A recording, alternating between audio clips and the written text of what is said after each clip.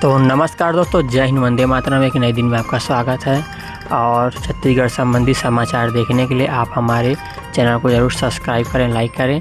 चलिए बिना देरी के समाचार शुरू करते छत्तीसगढ़ संबंधी। और बता दें, आप लोग हमारे समाचार को कौन से गांव से देखते हैं, कौन से ज़िले से देखते हैं, ज़रूर आप लोग हमें कमेंट करके अपने गाँव का नाम, अपने ज़िले का नाम बताएँ। और बता दें, कल हमें हमारे सवालों का जवाब एक व्यक्ति जिनका नाम मोहन यादव है, उन्होंने बताया, जो कि छत्तीसगढ़ के प्रथम मुख्यमंत्री कौन थे हमने पूछा था, उन्होंने सही जवाब बताया, मोहन यादव। तो चलिए फिर शुरू करते समाचार। इस प्रकार अगर चैनल को सब्सक्राइब कर लीजिएगा छत्तीसगढ़ संबंधी समाचार देखने के लिए।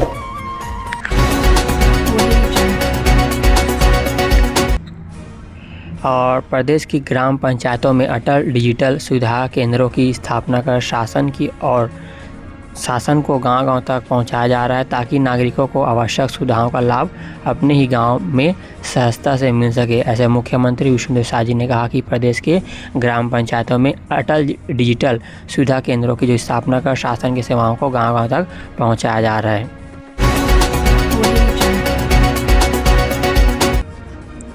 मुख्यमंत्री विष्णुदेव साय ने शक्ति जिला प्रवास के दौरान कक्षा 10वीं एवं 12वीं बोर्ड परीक्षा में राज्य एवं जिला स्तर पर उत्कृष्ट प्रदर्शन करने वाले मेधावी छात्र छात्राओं को सम्मानित कर उनकी उज्जवल भविष्य की शुभकामनाएं दी। इस अवसर पर मुख्यमंत्री श्री साय ने विद्यार्थियों से आत्मीय संवाद करते हुए कहा कि समर्पण, अनुशासन और निरंतरता मेहनत से हर लक्ष्य हासिल किया जा सकता है।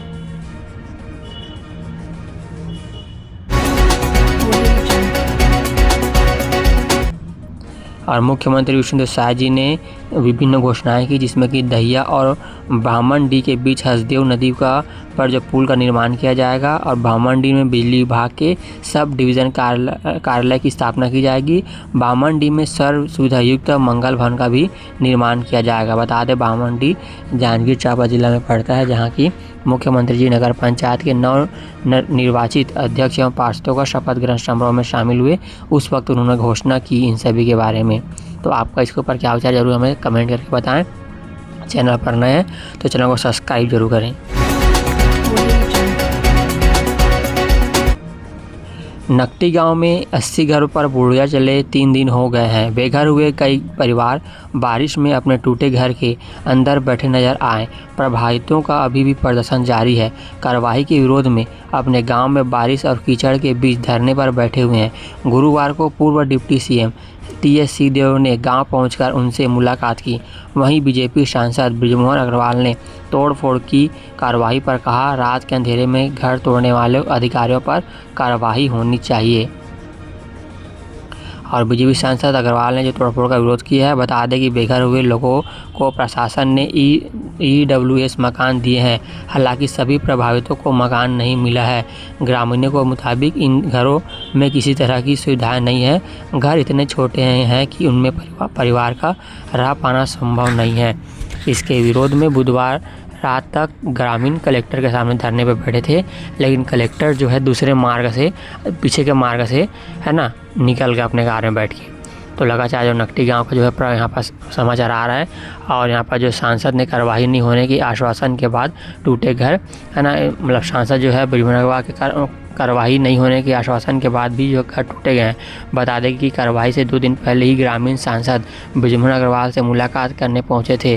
सांसद ने ग्रामीणों को आश्वासन दिया था कि बरसात तक कोई तोड़फोड़ नहीं होगा। उन्होंने कहा था कि प्रशासन और ग्रामीणों के बीच का रास्ता निकालने की कोशिश की जा रही है। इस बीच 29 जून को 80 घर तोड़ दिए गए। बताइए, मतलब जो मंत्री हैं आपस में मिले हुए हैं और सब हम लोग को दिखावा कर रहे हैं।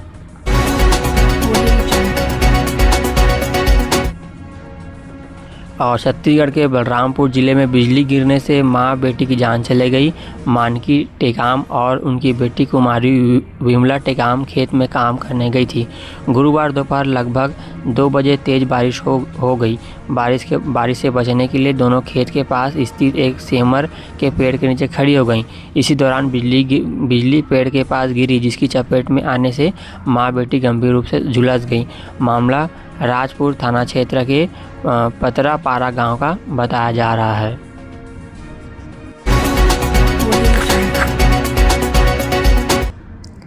छत्तीसगढ़ के जगदलपुर में गाड़ी पार्किंग में खड़ी करने को लेकर हुए विवाद के बाद कुछ रसूखदारों ने मिलकर एक बुजुर्ग गार्ड की बेदम पिटाई कर दी। मारपीट का वीडियो सोशल मीडिया पर वायरल हुआ है।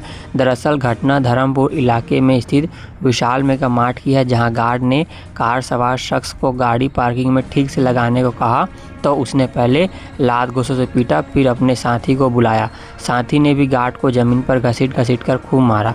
इस मामले में गार्ड के परिवार वालों ने कानूनी कार्रवाई की मांग की है और इसका सीसीटीवी फुटेज भी लगातार सोशल मीडिया में वायरल हो रहा है।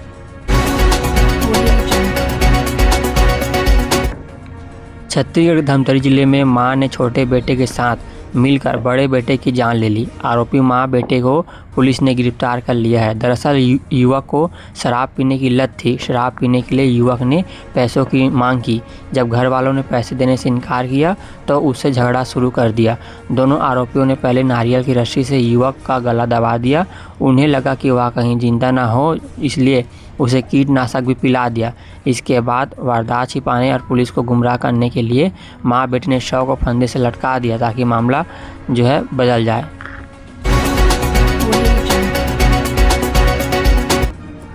रायपुर के 53 वर्षीय किसान अश्विनी बांधे का दावा है कि जिस जमीन पर आज स्वामी विवेकानंद इंटरनेशनल एयरपोर्ट की टर्मिनल बिल्डिंग और गार्डन बने हैं वह उनकी है। बांधे के मुताबिक यह जमीन द्वितीय विश्व युद्ध के दौरान ब्रिटिश सरकार ने अस्थायी तौर पर ली थी। उनका कहना है कि युद्ध खत्म होने के बाद यह जमीन लौटाई जानी थी। इसी दावे के आधार पर 35 साल से कानूनी लड़ाई लड़ रहे हैं। साल 2026 में छत्तीसगढ़ हाईकोर्ट ने दोबारा जांच करने के यहाँ पास आदेश दिए हैं। अब आगे देखना होगा क्या इसका फैसला आता है। दुर्ग में एंटी करप्शन ब्यूरो एसीबी ने जल संसाधन विद्युत यंत्र की विभाग के सहायक ग्रेड 2 शिव कुमार ठाकुर को 10,000 रुपया रिश्वत लेते रंगे हाथ गिरफ्तार किया है। जानकारी के अनुसार विभाग में पदस्थ कर्मचारी नंद कुमार ने अपने बेटे की शादी के लिए अपने सामान्य भविष्य निधि खाते से 5 लाख रुपये निकालने के लिए आवेदन किया था। एवज में सहायक ग्रेड 2 शिव कुमार ठाकुर ने 10,000 रुपये की रिश्वत की मांग की थी। रिश्वत की मांग से परेशान कर्मचारी ने इसकी शिकायत एंटी करप्शन ब्यूरो में की। इसके बाद एंटी करप्शन ब्यूरो के अधिकारी इसको अपने जाल में फंसाकर रंगे हाथ पकड़े।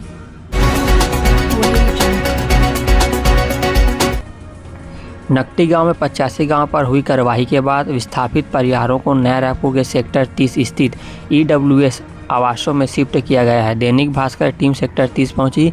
इस दौरान कई परिवार अब भी खुले में पड़े सामान के बीच अपनी नई जिंदगी व्यवस्थित करने की कोशिश करते मिले।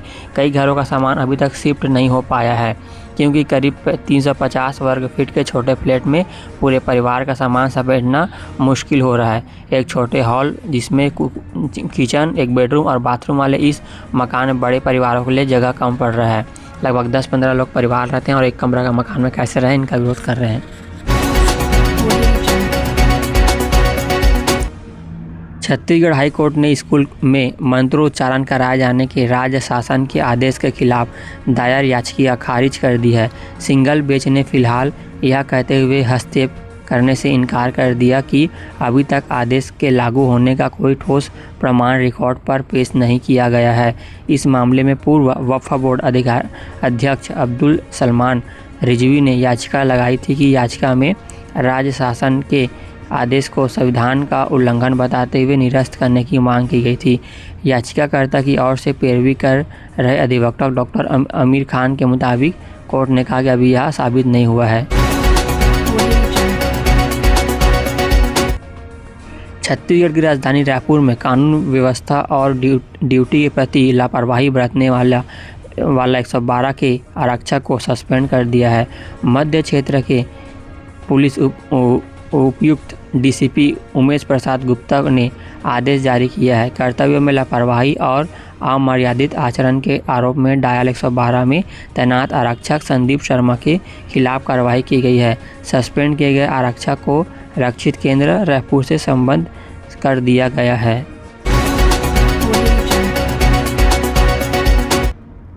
छत्तीसगढ़ के शक्ति जिले में हुए पूर्णिमा चौहान की जान चली गई थी। पुलिस ने खुलासा कर दिया कि पति ने पत्नी के साथ मिलकर गर्लफ्रेंड को रास्ते से हटाने के लिए 4 लाख रुपए की सुपारी दी थी। दरअसल गर्लफ्रेंड पूर्णिमा शादीशुदा बॉयफ्रेंड पर शादी का दबाव बना रही थी। 2 नकाबपोश युवकों ने घर में घुसकर युवती को 3 गोलियां मारी थी। पूछताछ में आरोपियों ने बताया कि शूटर्स ने शूटर मूवी देखकर इस वारदात को अंजाम दिया था। पत्नी चंपा ने शूटर्स को सुपारी देने के लिए अपने पोस्ट ऑफिस का खाता तोड़कर उसमें रकम निकालकर उनको 2 लाख दी थी। भाजपा के पूर्व प्रदेश अध्यक्ष रवि भगत ने भाजपा छोड़ी। सोशल मीडिया पर वायरल हुआ इस्तीफा। निजी कारणों का जिक्र पहले भी दिया गया था नोटिस। दोस्तों बता दें यहाँ पर भाजपा के जो कार्यकर्ता हैं जो भाजपा से परेशान हो गए हैं और छत्तीसगढ़ क्रांति सेना में जुड़ने के यहाँ पास आह्वान कर रहे हैं। इसके ऊपर जो पूरा समाचार आया हुआ है उसको देख लेते हैं क्या आया हुआ है। इसमें भारतीय जनता युवा मोर्चा के पूर्व प्रदेश अध्यक्ष रवि भगत ने बुधवार को भाजपा की प्राथमिक सदस्यता से इस्तीफा दे दिया है। उनका इस्तीफा सोशल मीडिया पर तेज़ी से वायरल हो रहा है, जिसके बाद प्रदेश की राजनीति में लेकर इसे चर्चा शुरू हो गई है।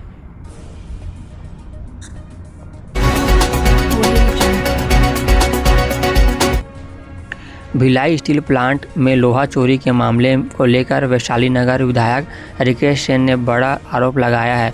उन्होंने दावा किया कि बीएसपी से पिछले 40 सालों से लगातार लोहा चोरी हो रही थी और इस चोरी से मिले पैसों का इस्तेमाल भाजपा के नेताओं को चुनाव में हराने के लिए किया जाता था। उन्होंने इस पूरे मामले की शिकायत प्रधानमंत्री कार्यालय को भेजी है। साथ ही मुख्यमंत्री भाजपा के राष्ट्रीय अध्यक्ष को पत्र लिखकर मामले की जांच की मांग की है। बीएसपी के मेन गेट के सामने वैशाली नगर विधायक रिकेश सेन ने एक वीडियो भी बनाया है, जिसमें उन्होंने पूरा मामला को बताया है।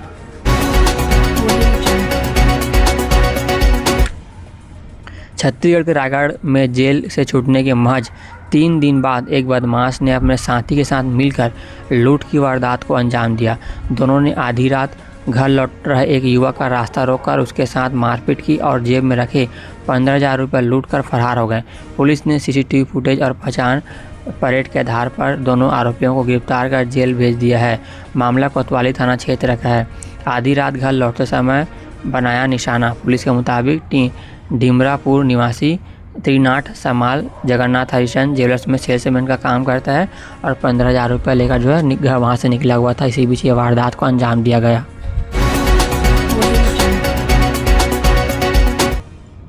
छत्तीसगढ़ के राजनांदगांव जिले में शराब दुकानों में ओवर रेटिंग के खिलाफ आबकारी विभाग ने कार्रवाई की है। दुर्ग संभाग की उड़न 10 टीम ने दबिश देकर 2 कंपोजिट शराब दुकानों में तय कीमत से अधिक राशि वसूलते 2 सेल्समैन को पकड़ा है। दोनों के खिलाफ मामला दर्ज कर आगे की कार्रवाई की जा रही है। दरअसल राजनांदगांव में शराब दुकानों में ग्राहकों से कम तय सीमा से ज़्यादा पैसे वसूलने की लगातार शिकायतें आबकारी विभाग को मिल रही थी। इन्हीं शिकायत के आधार पर आबकारी आयुक्त अलमा के निर्देश पर दुर्ग संभाग की उड़ान 10 टीम ने गुरुवार को ताबड़तोड़ छापेमारी की।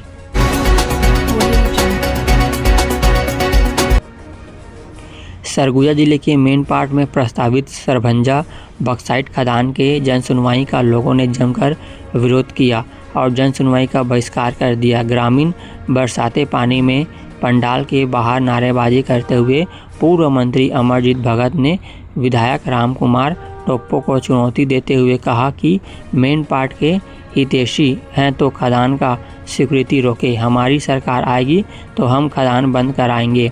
सरगुजा के मेन पार्ट में स्वीकृति 4 नए खदानों में सरभंगा खदान के लिए गुरुवार को पर्यावरणीय जनसुनवाई का आयोजन किया गया था। जनसुनवाई में अपर कलेक्टर सुनील नायक भी मौजूद रहे। छत्तीसगढ़ के धमतरी में यातायात पुलिस ने नियमों का उल्लंघन करने वालों को खिलाफ विशेष अभियान चलाया। शहर के छत्रपति शिवाजी महाराज चौक सिग्नल पर हुई सरप्राइज चेकिंग के दौरान नाबालिग वाहन चालकों, ट्रिपल सवारी करने वालों और नशे में वाहन चलाने वालों पर कार्रवाई की गई। पुलिस ने लोगों से यातायात नियमों का पालन करने की अपील की है। देर शाम शुरू हुई इस कार्रवाई के दौरान बड़ी संख्या में ट्रिपल सवारी, नाबालिग चालक और शराब के नशे में वाहन चलाने वाले लोग पकड़े गए। कई वाहन चालकों पर मौके पर ही चालानी कार्रवाई की गई, जबकि गंभीर मामलों में न्यायिक प्रक्रिया।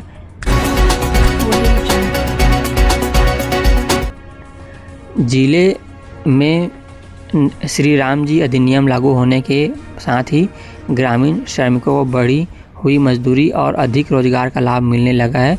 गुरुवार को कलेक्टर डॉक्टर गौरव सिंह ने ग्राम बड़ौदा में मुक्तिधाम परिसर पहुंचकर कार्यरत श्रमिकों से मुलाकात की और अधिनियम के शुभारंभ पर उन्होंने शुभकामनाएं भी दी। कलेक्टर ने श्रमिकों से नई मजदूरी दर की जानकारी ली। इस दौरान महिलाओं ने श्रमिकों ने बताया कि अब उन्हें प्रतिदिन 300 रुपये मजदूरी मिल रहा है, जबकि पहले 200 रुपये मिलता था।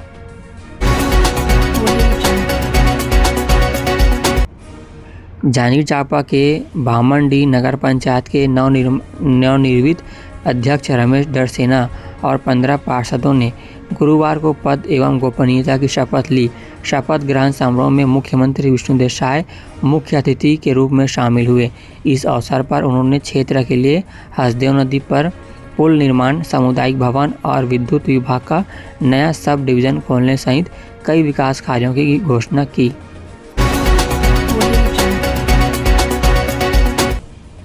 छत्तीसगढ़ बिजली विभाग में काम करने वाले 2471 से ज़्यादा संविदा कर्मचारी अपनी एक सूत्रीय मांग को लेकर नवा रायपुर के तूता धरना स्थान पर अनिश्चितकालीन हड़ताल पर बैठ गए हैं।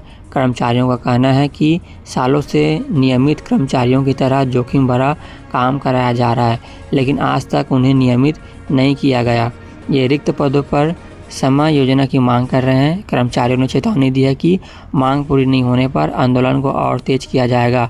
इस कड़ी में शुक्रवार को प्रदर्शन किया गया। धमतरी जिले के मुजगहन गांव में तालाब सौंदर्यीकरण परियोजना को लेकर ग्रामीणों का विरोध तेज हो गया है। अपने मकानों के टूटने की आशंका से चिंतित करीब 200 परिवार हाल ही में जिला पंचायत सदस्य धनेश्वरी साहू के घर के सामने धरने पर बैठ गए। ग्रामीणों का कहना है कि वे विकास कार्यों के विरोध में नहीं है, लेकिन उनके नाम पर हो रहा बेघर नहीं किया जाना चाहिए। ग्रामीणों ने बताया कि वर्षों से तालाब किनारे रह रहे हैं। यदि सौंदर्यीकरण के नाम से उनके मकानों को हटाया जाता है तो उन्हें कोई दूसरा मकान उसके बदले में मिलना चाहिए, उतना ही बड़ा।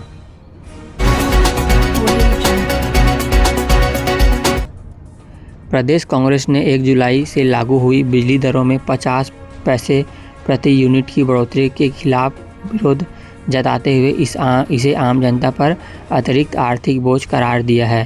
कांग्रेस के मुख्य प्रवक्ता धनंजय सिंह ठाकुर ने कहा कि पहले से महंगे बिजली बिलों और स्मार्ट मीटर की शिकायतों से जूझ रहे उपभोक्ताओं पर भाजपा सरकार ने एक और भार डाल दिया है। उन्होंने मांग की है कि बढ़ी हुई बिजली दरों तत्काल वापस ली जाए और 400 यूनिट तक की बिजली हाफ योजना दोबारा लागू की जाए।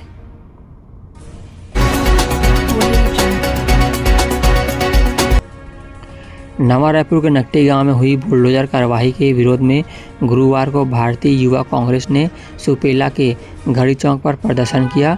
इस दौरान कार्यकर्ताओं ने विधायक अनु शर्मा का पुतला दहन कर सरकार और प्रशासन के खिलाफ नारेबाजी की। प्रदर्शनकारियों का आरोप है कि नकटी गांव में विधायक कॉलोनी बनाने के लिए सोमवार को करीब 80 परिवारों के घरों पर बुलडोजर चलाया गया, जिससे कई परिवार बेघर भी हो गए थे। इसी के विरोध में कांग्रेस जो है लगातार विरोध प्रदर्शन कर रही है। और जब है ना, ऐसे तो कांग्रेस की सरकार अभी है नहीं, तो जो कांग्रेस छत्तीसगढ़ के रायगढ़ जिले में नाबालिग लड़की को राजस्थान से लाकर 20,000 रुपये में बेचने की साजिश रचने के मामले में पुलिस ने 4 साल से फरार आरोपी को गिरफ्तार कर लिया है। आरोपी को जशपुर जिले से पकड़ा गया है। इससे पहले इस मामले में 3 आरोपियों को साल 2022 में ही गिरफ्तार कर जेल भेजा जा चुका है। मामला धरमजयगढ़ थाना क्षेत्र का है।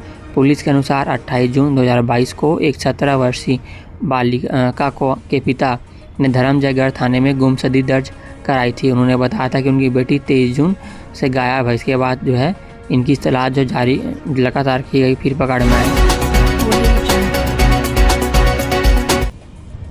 गोरिल्ला पेंटर मरवाही के सरकारी स्कूलों की बदहाली, जर्जर भवन और गिरते छज्जे बच्चों के लिए खतरा। दोस्तों बता दें, हम लोग सभी जिले संबंधी समाचार इस चैनल के माध्यम से लाते हैं, तो आप लोग ज़रूर अपने गांव का नाम, अपने ज़िले का नाम हमें कमेंट करके बताएं।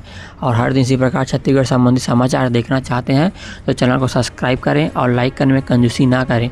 गोरिल्ला पेंड्रा मरवाही जिले में नया शिक्षण सत्र शुरू हो चुका है और बच्चे नई उम्मीदों के साथ स्कूल पहुंच रहे हैं, लेकिन जिले के कई ग्रामीण और वनांचल क्षेत्र के सरकारी स्कूल की बदहाल स्थिति शिक्षा व्यवस्था पर गंभीर सवाल खड़े कर रहे हैं, जो कि भवन पूरी तरह जर्जर आपको यहाँ पर फोटो के माध्यम से देख पा रहे हैं।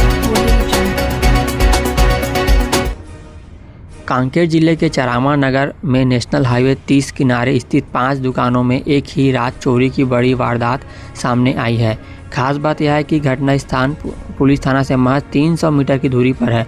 चोरों ने अलग अलग दुकानों के ताले तोड़कर नकदी और अन्य सामान पर हाथ साफ कर दिया। घटना के सीसीटीवी फुटेज सामने आए हैं, जिसके आधार पर पुलिस आरोपी की तलाश कर रही है। तो चलिए दोस्तों, आज के लिए इतना ही समाचार, फिर मिलते हैं कल सुबह। तब तक के लिए जय हिंद, वंदे मातरम। और बता दें, चैनल पर नए हैं तो चैनल को सब्सक्राइब करें और इस समाचार को अपने परिवारजनों में और व्हाट्सएप ग्रुप में ज़रूर शेयर करें, ताकि आपके परिवारजन और भाई बंधु भी समाचार को देख सकें। चलिए फिर मिलते हैं कल सुबह।